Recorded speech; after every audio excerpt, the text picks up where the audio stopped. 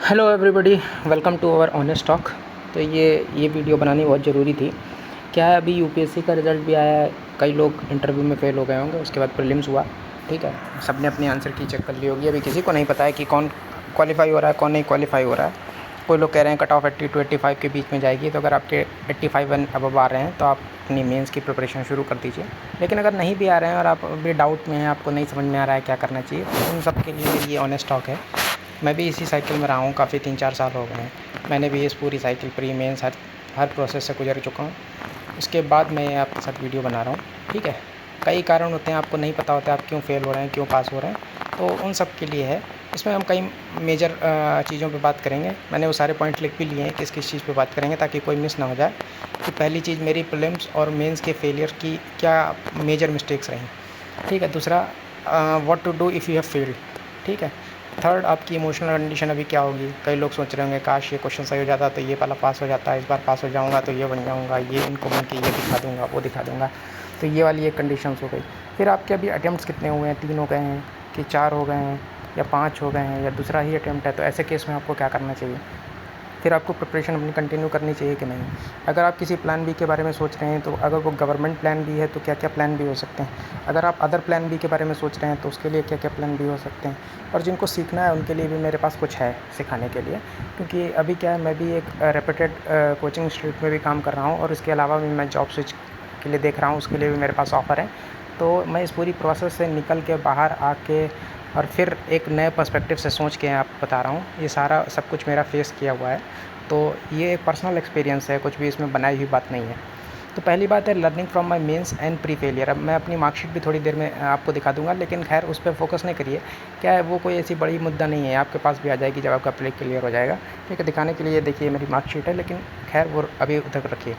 तो मेंस और pre failure से मैंने क्या सीखा। ठीक है, प्रीलिम्स में मैं पास भी हुआ, फेल भी हुआ, दोनों चीज़ें हैं। जब मैं पास हुआ और जब मैं फेल हुआ तो दोनों में क्या मेजर डिफरेंसेस थे पास और फेल होने में। जब मैं पास हुआ उस बार का मैं बताता हूँ।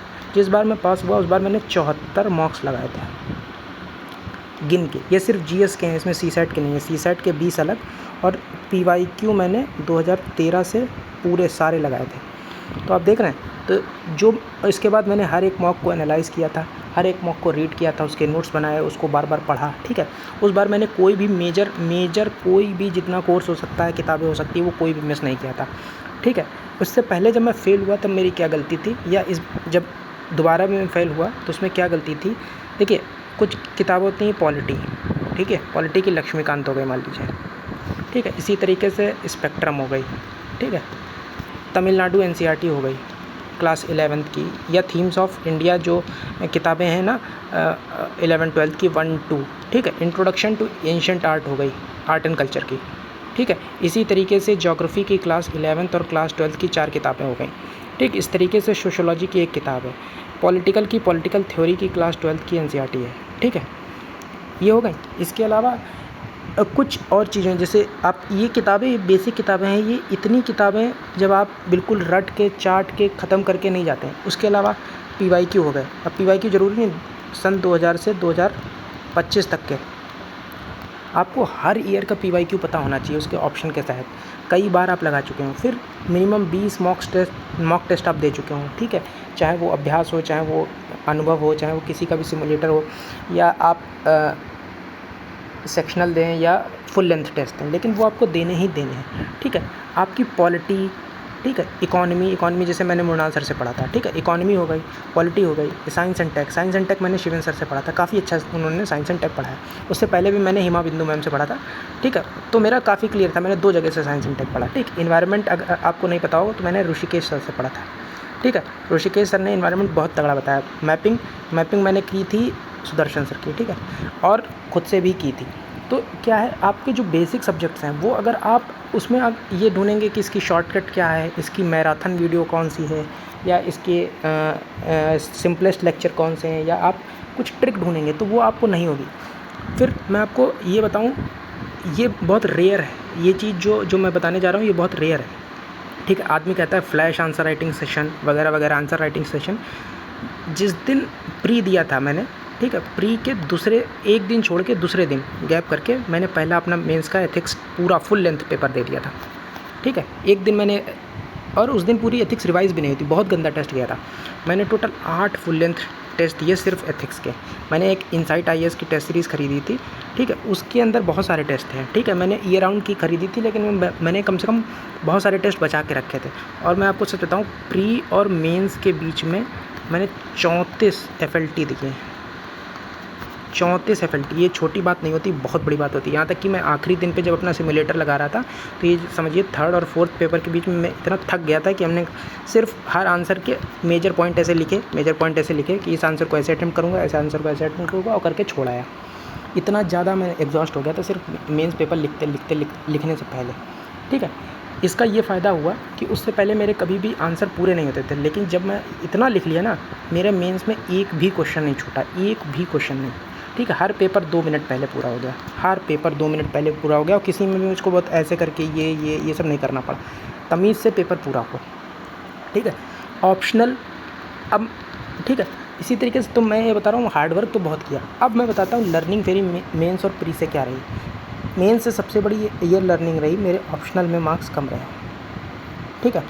ऑप्शनल में कम रहे, और ऑप्शनल में क्या, मैंने सिर्फ 2 टेस्ट लिखे, ठीक है। पहली गलती ऑप्शनल की, मैंने सिर्फ 2 टेस्ट लिखे, नंबर 1 गलती। नंबर दूसरी गलती, ऑप्शनल के जो मैंने खुद के नोट्स बनाए थे वो मैंने पढ़े ही नहीं, ठीक है।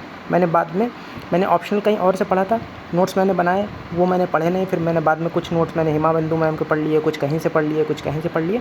तो मैंने पूरा नोट्स जो है, और कुछ आंसर मैंने एंथ्रोपोलॉजी बाय विवेक भास्कर सर से कर लिए, कुछ मैंने ये जो इनकी डीमिस्टिफाई एंथ्रोपोलॉजी है अक्षत जैन सर की, उनसे कर लिए। तो मैंने डीक्लटर कर लिया।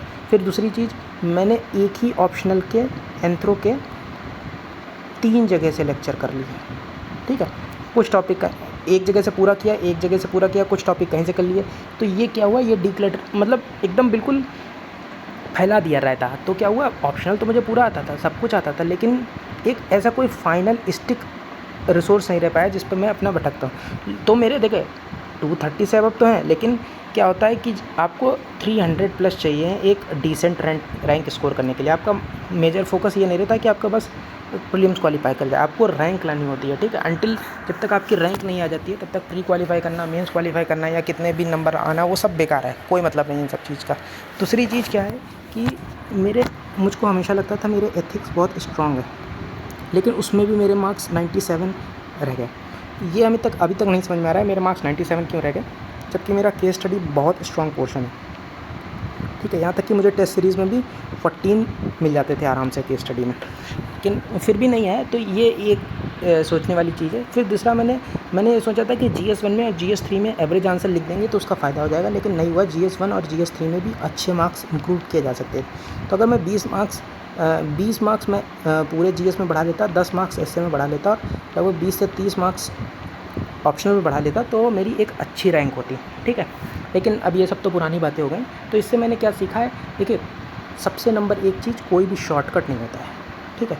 कोई भी शॉर्टकट नहीं है, कोई मैराथन वीडियो नहीं है, कोई भी ऐसा नहीं है कि किसी ने आपको नोट्स बना के दे दिए या कुछ करके दे दिया तो उससे आपका क्लियर हो जाएगा, या आप इस चीज़ से बच लें, उस चीज़ से बच लें। जो ये एक चीज़ होती है ना, ईटिंग द फ्रॉग, ठीक है, या ईटिंग द एलिफेंट, वो आपको हार्ड पिल सॉलो करनी ही पड़ेगी। आपको वो गंदे टेस्ट बार बार लिखने ही पड़ेंगे, आपको अपनी कॉपी खुद इवेलुएट करनी ही पड़ेगी, ठीक है। आपको बार बार वो मिस्टेक्स फाइंड आउट करनी पड़ेंगी, उन पे काम करना पड़ेगा। अगर आपको इंट्रो अच्छा नहीं है तो आपको इंट्रो पे काम करना पड़ेगा, बॉडी अच्छी नहीं है तो उस पर काम करना पड़ेगा, कंक्लूजन अच्छा नहीं है तो उस पर काम करना पड़ेगा। आपको पता होना चाहिए डायरेक्टिव वर्ड्स का मतलब क्या होता है, ठीक है। इलेबोरेट कह रहा है तो क्या मतलब है, क्रिटिकली एनालाइज कह रहा है तो क्या मतलब है, एक्सप्लेन कह रहा है तो क्या मतलब है, एनालाइज कह रहा है तो क्या मतलब है, ठीक है। फिर एक आंसर में थीसिस स्टेटमेंट जो दे रखा होता है, ऐसा नहीं होता है वो इग्नोर करने के लिए होता है, उसका क्या मतलब होता है, उसको आंसर करना होता है कि नहीं करना होता है।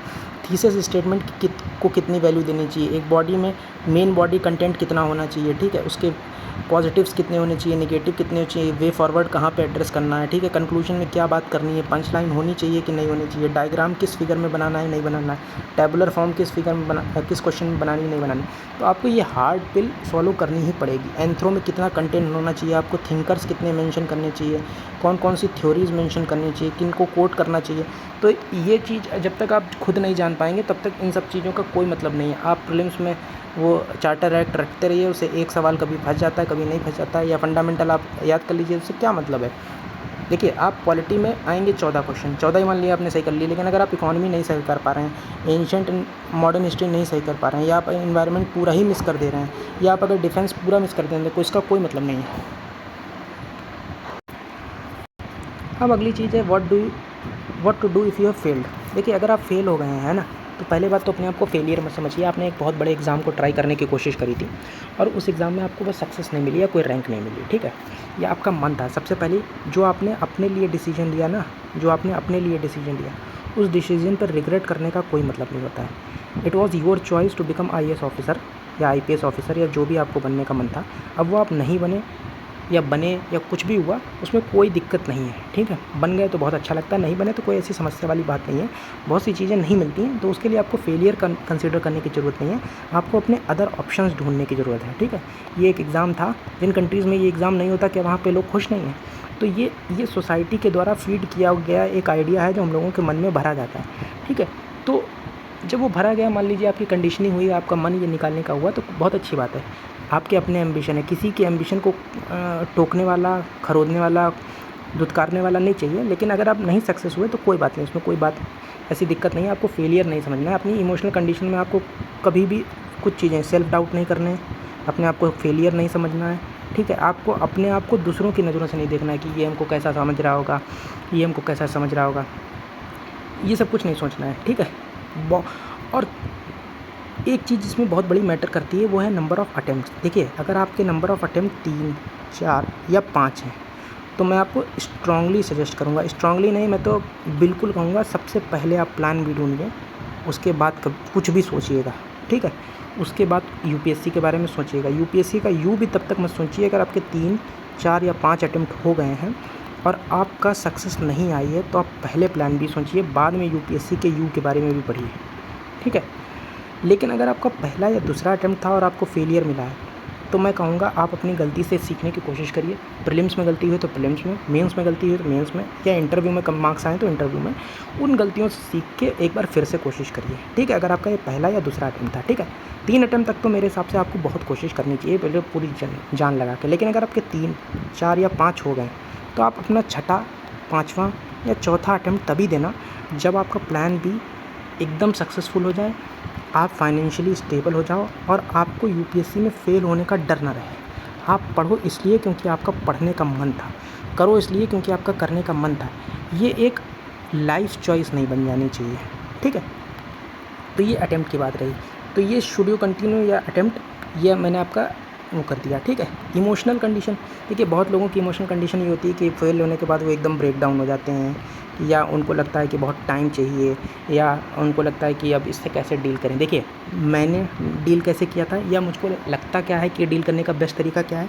मेरे हिसाब से अगर आप किसी चीज़ पे फेल हो गए हैं, ठीक है, फेल हो गए हैं, तो आप बहुत सेकंड थॉट दिए बगैर कि क्यों अगर आपको देखिए कंटिन्यू करना है तो आप अपने रीज़न्स ढूंढिए कि मैं मेंस में फ़ेल हो गया तो मेरा पॉलिटी वीक था तो मुझको पॉलिटी पढ़नी है, इकोनॉमी वीक था तो इकोनॉमी पढ़नी है, या आंसर राइटिंग नहीं करी, या मॉक नहीं सॉल्व किए, जो भी है। अगर वो नहीं करना है और आपको लगता है कि UPSC आपको क्विट करना है, तो मेरे हिसाब से एक भी दिन नहीं सोचना चाहिए, तुरंत अगले ही दिन प्लान बी पे एक्ट कर देना चाहिए, ठीक है। तुरंत के तुरंत आप अपने आप को दुखी, सेल्फ डाउट या उदास होने का मौका भी मत दीजिए, आप तुरंत अपने प्लान बी पे एक्ट कर जाइए, ठीक है। अब प्लान बी क्या क्या हो सकता है, देखिए प्लान बी क्या क्या हो सकते हैं। अगर आप गवर्नमेंट में हैं तो प्लान बी आपके लिए, अगर आपकी एज 30 से अंडर ही है तो आपके लिए क्या क्या प्लान बी हो सकते हैं। एक तो SSC प्लान बी हो सकता है, SSC CGL, ठीक है। अगर 25 के अंडर हैं तो CPO, ठीक है, और CHSL, ठीक है। इसके अलावा CAPF आपके लिए हो सकता है प्लान बी, ठीक है, CAPF आपके लिए प्लान बी हो सकता है। सबसे बढ़िया आपके लिए UP PCS, UK PCS, Haryana PCS, ठीक है, MP PCS, ठीक है, राजस्थान PCS, ठीक है, गुजरात PCS, ठीक है। उसके बाद BPSC, ठीक है। ये सारे PCS आपके लिए एक चॉइस हो सकते हैं, मतलब आपके स्टेट PCS में बेसिकली। इसके अलावा अगर आपको अच्छी जॉब्स और चाहिए तो EPFO में जॉब हो गई, ठीक है, RBI ग्रेड B की जॉब हो गई, ठीक है। इसके बाद नाबार्ड में जॉब निकलती है, नाबार्ड के लिए जॉब हो गई, ठीक है। उसके बाद IRDAI, ठीक है, इंश्योरेंस के इसके लिए जॉब निकलती हैं, ठीक है। सेबी में ये जॉब निकलती हैं। तो ये बहुत अच्छे लेवल की जॉब्स हो गई। गवर्नमेंट ऑफिसेस में, ठीक है। इसके अलावा रेलवे में जॉब निकलती हैं, रेलवे में पीट, आरआरबी, एनटीपीसी वगैरह, ठीक है। इसके अलावा अदर ऑप्शंस क्या हैं? अदर ऑप्शंस में या तो आप मास्टर्स करने जा सकते हैं, ठीक है, सबसे बढ़िया मास्टर्स। अगर आप बीए हैं तो आप एमए कर लीजिए अपने उसमें, या पीएचडी के लिए चले जाइए, ठीक है। दूसरी चीज़ क्या है, आप मास्टर्स के अलावा आप एमबीए कर सकते हैं, वही मास्टर, ठीक है, तो आप जॉब रेडी हो जाएंगे। इसके अलावा आप अदर में क्या, अगर आप इंजीनियर हैं तो आप अपनी स्किल पकड़िए, या तो आप फ्रंट एंड या बैक एंड, ठीक है, front end developer, back end developer, full stack developer, DevOps engineer, data analyst, ठीक है, बिजनेस एनालिस्ट, ठीक है। कोई भी एक टेक्नोलॉजी पकड़िए, उसको मास्टर करिए, उसमें अपना रिज्यूमे बनाइए, naukri.com पे अपलोड करिए, लिंक्डइन पे जाइए, अपने नेटवर्क्स बनाइए, उनको कॉल, मेल, एचआर को मेल, जो भी करना है, एक तुरंत जॉब जो है वो जल्दी से जल्दी पाने की कोशिश करिए, ठीक है। अगर आप इंजीनियर नहीं हैं तो आप जिस भी फील्ड में, उस फ्लोर को एक्सप्लोर करने की कोशिश करिए। जैसे आप पॉलिटिकल कंसल्टेंसी की जॉब कर सकते हैं, ठीक है, आप टीचिंग फील्ड में जा सकते हैं। अगर आपने यूपीएससी प्री और मेंस और ये सब निकाल रखा है तो बड़ी बड़ी कोचिंग इंस्टीट्यूट्स जो हैं वो आपको हायर करने के लिए रेडी रहती हैं, जैसे इवैल्यूएटर के पोजीशन पे, ठीक है, मेंटोर के पोजीशन पे, ठीक है, काउंसलर की पोजीशन पे, ठीक है, टीचर की पोजीशन पे, कंटेंट राइटर की पोजीशन पे, ठीक है। मैंने भी अपना मेंस निकाल के तुरंत ही एक बड़ी इंस्टीट्यूट में अप्लाई कर दिया था, मैं उसका नाम नहीं बता सकता अभी फ़िलहाल में। तो आप और वो आपका इंटरव्यू लेंगे, आपसे जो भी काम कराएंगे। देखिए, आपको थोड़ा बहुत तो हाथ पैर हर जगह ही मारना पड़ेगा। ऐसा नहीं होगा कि आप फेल हुए हैं और लोग आपको ढूंढते हुए आएंगे, अरे ये तो फेल हो गया, चलो इसको कुछ नौकरी दे देते हैं। ऐसा कुछ नहीं होगा, आपको अप्लाई भी करना पड़ेगा। मैं आपको लिटरली बताऊँ, जब मैंने ये हुआ था तो मैंने विजन IAS से लेके, ठीक है, विजन, वाजीराम, दृष्टि, दे, मतलब देखिए, अब मैं किस में काम करता हूँ ये तो नहीं बताऊँगा, लेकिन जितनी भी बड़ी इंस्टीट्यूट है सब में, और जितनी भी छोटी इंस्टीट्यूट हैं सब में, यहाँ तक कि लखनऊ के बहुत छोटे छोटे इंस्टीट्यूट्स, और रेस IAS, भूमि IAS, ठीक है, और भी बहुत छोटे छोटे इंस्टीट्यूट हैं जिनमें बहुत कम लोग काम करते हैं, उन तक में भी मैंने अपना रिज्यूमे दिया था, ठीक है। बहुत जगह से कॉल भी आई, उन्होंने एवेल्यूएशन भी कराया, मेंटोरशिप भी कराई, और भी 50 चीज़ें करवाई। तो आपको वो इंटरव्यू देना ही देना पड़ेगा, ठीक है। तो आप तुरंत टीचिंग फील्ड में जाइए, ठीक है, या इन फील्ड्स में जाइए, तो आपको पैसा आने लगेगा। वो पैसा आएगा तो आप तुरंत, एक तो आपका माइंड चेंज होगा, पैसा आना शुरू होगा, और उसके बाद आपको अदर ऑप्शंस पता लगने लगेंगे कि आप उन ऑप्शंस को कैसे एक्सप्लोर कर सकते हैं, ठीक है। अब जिन लोगों को यूपीएससी की प्रिपरेशन करनी ही है, ठीक है, यूपीएससी की प्रिपरेशन करनी ही है, या यूपीपीसीएस देना है, उनको लगता है कि आंसर राइटिंग उनकी एक बहुत बड़ी कमी रह गई है, ठीक है। तो देखिए, मैं इसी चीज़ को पढ़ाता भी हूँ, इसी चीज़ की क्लास भी लेता हूँ, जो भी है इसी चीज़ से रिलेटेड है। तो मैं एक डेडिकेटेड कोर्स लेके आ रहा हूँ, वो भी बिल्कुल फ्री ऑफ कॉस्ट। मैं बेसिक, आपकी जो बेसिक से लेके एकदम अच्छे लेवल की आंसर राइटिंग है, जीएस को कैसे टैकल करना है, एसए को कैसे टैकल करना है, GS1, GS2, GS3, GS4, आपके आंसर स्ट्रक्चर क्या होना चाहिए, डायरेक्टिव वर्ड्स का क्या मतलब होता है, ठीक है, पूरी इंट्रो, बॉडी, कंक्लूजन कैसी होनी चाहिए, क्या क्या एग्जामिनर देखता है, एवेल्युएटर क्या देखता है, आपका आंसर किस तरीके से स्ट्रक्चर होना चाहिए, उसमें ग्राफ से, उसमें टेबल से लेके फिगर तक होने चाहिए, डेटा, फैक्ट, स्टेटस कहाँ पे होने चाहिए, ये सब चीज़ एक क्लास जो है वो बहुत डिटेल्ड में आएगी, ठीक है। तो मैं कोशिश करूँगा कि 10 से 20 लेक्चर के बीच में एक बढ़िया मेंस आंसर राइटिंग का सेशन बनाऊँ। देखिए, उसका मैंने ब्लूप्रिंट भी तैयार कर लिया है, ठीक है, बेसिक ऑफ आंसर राइटिंग का, ठीक है। इस पे पूरे पे काम हो चुका है, ये खैर आपको दिखाने के लिए नहीं, लेकिन मैं बता रहा हूँ, ये एक पूरा ये आउटलाइन है, लेकिन आउटलाइन के अलावा भी इस मतलब पूरे पे एक काम हो चुका है, और बहुत सारा कंटेंट भी तैयार है। तो ये मैं बताने के लिए कि जिनको अभी इस चीज़ पर काम करना है, तो ये उनके लिए है। तो फ़िलहाल ये वीडियो बहुत लंबी हो गई, तो इसमें मैं आपके लिए यही बात करना हूँ, अपना मन मत छोटा करिए, ठीक है। मन के हारे हार है और मन के जीते जीत, ठीक है।